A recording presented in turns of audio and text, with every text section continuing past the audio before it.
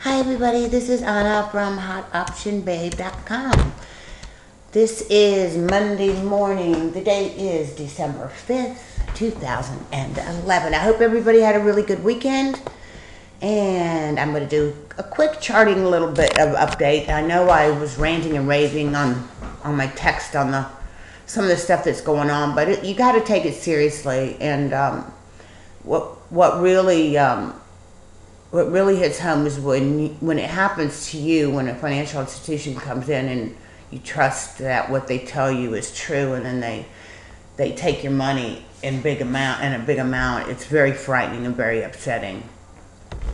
I'm looking here at the eminis on the 60-minute chart. You can see here we're above this Ichimoku cloud. I hope I pronounced that right. I'm not always sure. That's the area of support right now that we're at. Okay, this is a support area.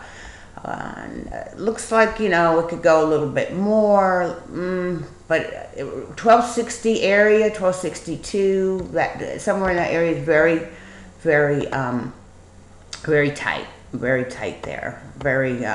Some resistance there. That's your 200-day moving average here, and they need to stay above this 200-day moving average for the bulls to continue this flight upwards. We're sitting right on top, right below it right now. So we'll see how the rest of the day plays out. Again, here's your Ichimoku cloud, which is your support. This was your resistance. They broke through that, so this now becomes support. It's looking a little extended to me, it's pretty well extended, if you except for Friday, where they gave most of the rally back. It could have been just a consolidation day.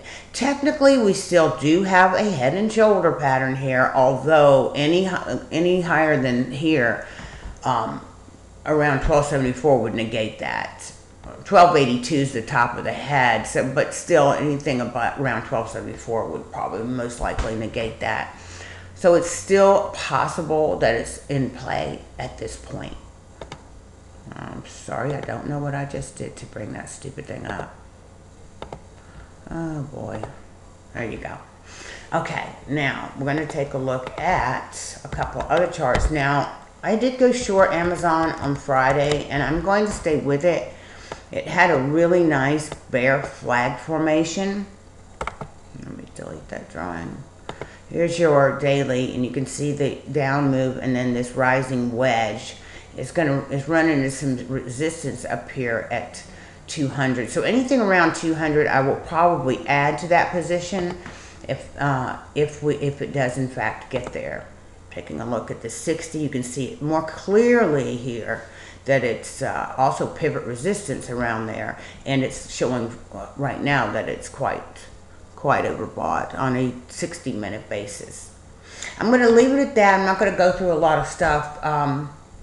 This is, like I mentioned, this is the time of the year that you just really, really want to be careful. There's light volume. Most traders take off the month of December, the professionals, or at least the last 2 weeks, which are coming up on pretty soon, and there'll be very, very light volume. Normally, it is a bullish time of year, but with what's going on in the events that are transpiring, anything is possible. So you got to keep that in mind. And best to day trade, or if you swing trade, make sure you use your stops. But the last 2 weeks, basically, I probably won't be doing much of anything as far as trading, and just stick to cash and wait till January when the volume comes back.